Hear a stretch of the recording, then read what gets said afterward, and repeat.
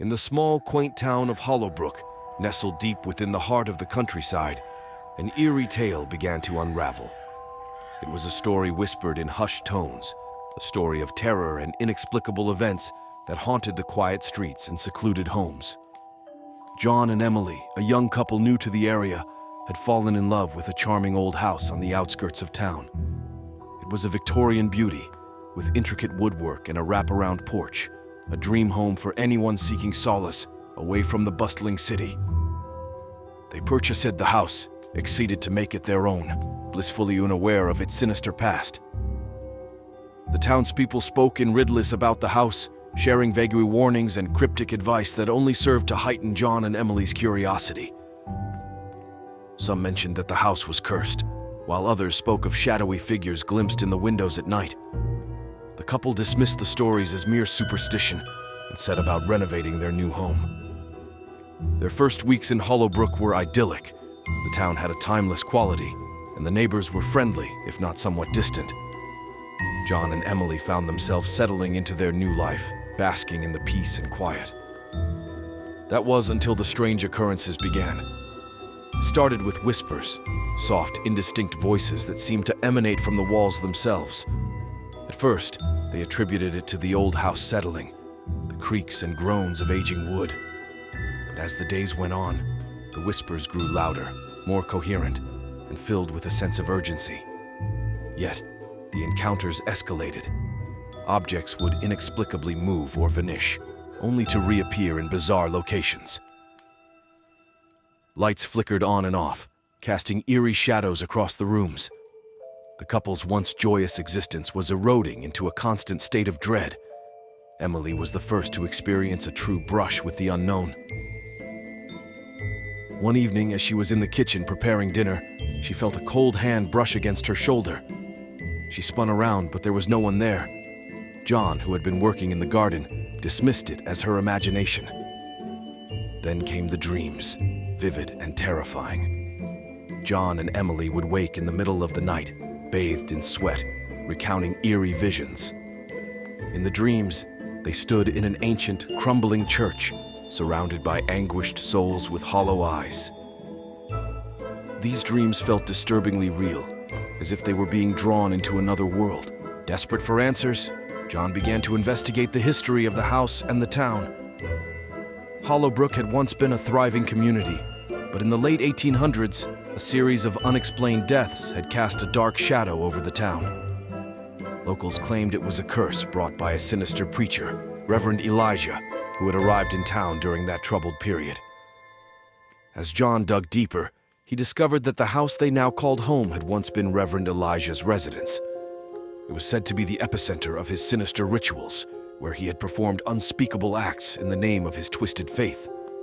The townsfolk, unable to endure the reign of terror, had ultimately risen against him, sealing him inside the church and setting it ablaze. The church had been reduced to ashes, and Elijah was presumed dead.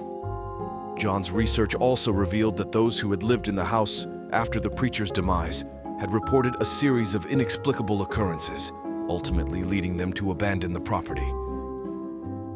As the couple grappled with the chilling history of their home, their experiences grew increasingly disturbing. One evening, John awoke to find the room bathed in an otherworldly, ethereal glow. The air grew thick and suffocating, and he felt a presence, a malevolent force, looming over him. The room was filled with the agonized wails of unseen souls, and John was paralyzed with fear.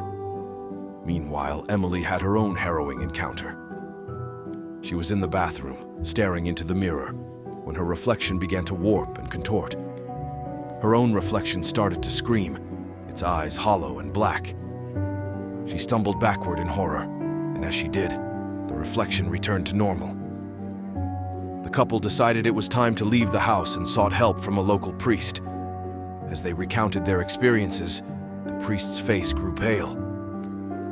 He revealed that there were legends of Reverend Elijah's evil spirit haunting the town, and that the house was believed to be the gateway to the otherworldly realm he had once controlled. The priest agreed to perform an exorcism on the house, but as he began the ritual, the very walls seemed to rebel. Shadows danced, The whispers grew louder, and the air grew frigid. The priest was sent sprawling, and a sinister laughter echoed through the house. Desperation forced John and Emily to consider more drastic measures.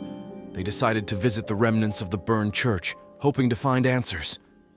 As they approached the blackened ruins, the sun dipped below the horizon, and the eerie glow of the moon cast an ominous pallor over the desolation. The church, with its charred walls and crumbling steeple, seemed to hold the secrets of Reverend Elia's malevolence. As John and Emily entered the ruined building, they were greeted by a chorus of ghostly whispers. The walls bore sinister markings and faded frescoes of torment. Emily shuddered as she approached the altar, where the preacher had once conducted his unholy rites. In the center of the altar, they discovered an old tattered Bible, its pages stained and brittle. As John opened it, he found notes and scribbles from a bygone era. It was the journal of Reverend Elijah, a chilling confession of his pact with dark forces, his rituals, and his malevolent desires. As John read the journal aloud, the very air in the church seemed to tremble. Whispers grew into frantic cries, and shadows began to form, coalescing into anguished apparitions. The tormented souls of the preacher's victims rose, their hollow eyes accusing and vengeful. Terrified, John and Emily fled the church, but the sinister presence followed them, surrounding them with a dark, oppressive cloud. It was clear that they were now marked by the malevolent spirits of Hollowbrook, condemned to bear witness to the horrors of the past. With no other recourse, the couple left their home behind, fleeing the cursed town of Hollowbrook. But the malevolent spirits and the memory of Reverend Elijah's dark deeds continued to haunt their every step. They had unwittingly become entwined with the evil that had plagued the town for centuries, their lives forever scarred by the horrors of a house that had hidden the sins of a malevolent preacher.